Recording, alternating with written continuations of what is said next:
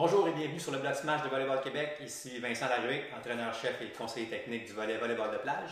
Cette semaine, on continue à parler alimentation et je réponds à une question qu'on a reçue qui est la suivante. Bonjour, est-ce possible de nous donner quelques exemples de repas qui nous permettent de respecter les 3 concepts de base que vous avez présentés dans la série de blogs?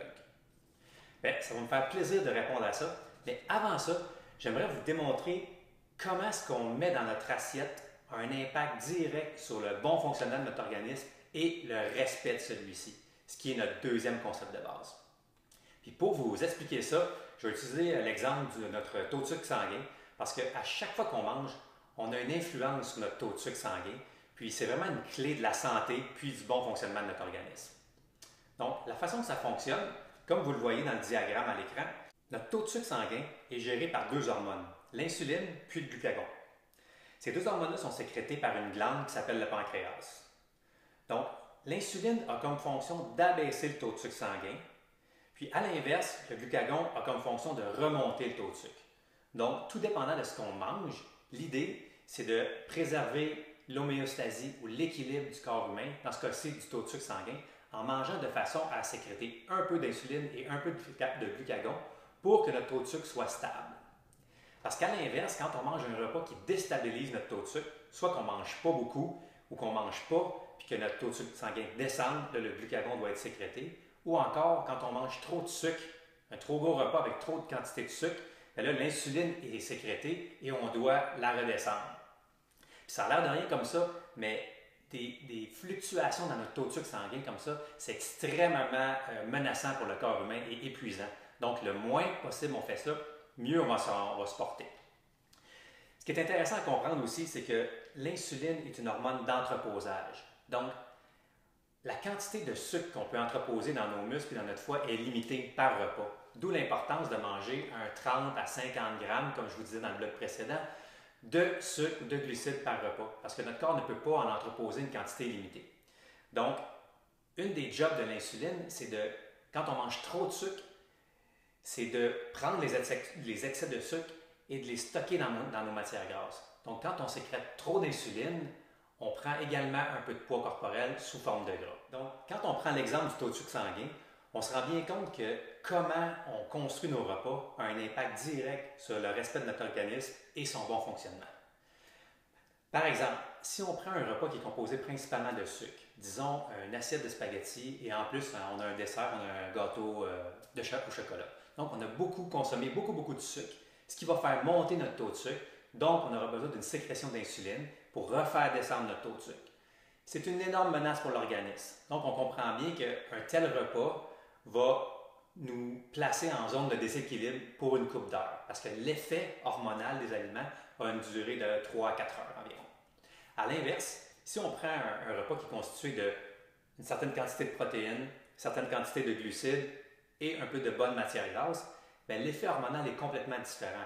On gère notre taux de sucre, il y a un peu d'insuline qui est sécrétée, un peu de glucagon pour garder notre glycémie très stable. Parce que quand on ajoute de la protéine et des lipides à une consommation de sucre, ça stabilise la conversion des sucres dans le sang. Donc, il y a beaucoup moins de fluctuations au niveau hormonal.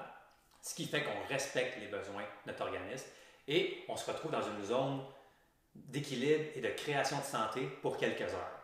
Donc, chaque repas qu'on construit a le pouvoir de nous créer la santé pour quelques heures. Et là, quand on les met un à la suite de l'autre, on se crée un état de santé qui est constant. C'est ce qui est fascinant avec l'alimentation.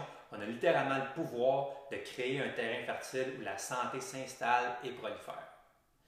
Donc, ceci étant dit, voici une couple d'exemples de repas qu'on peut se construire pour créer l'équilibre et respecter les 3 besoins de base, les 3 concepts clés quand on parle d'alimentation. Quand vient le temps de construire nos repas, on se rappelle qu'on doit penser aux 3 concepts de base alimentaires qui sont 1. De manger des vrais aliments, éviter les aliments transformés. 2. D'avoir des protéines, des glucides et des lipides à chaque repas dans certaines quantités, parce que ça nous permet de respecter les besoins de notre organisme. Et le 3e concept qui est de consommer le moins de toxicité possible.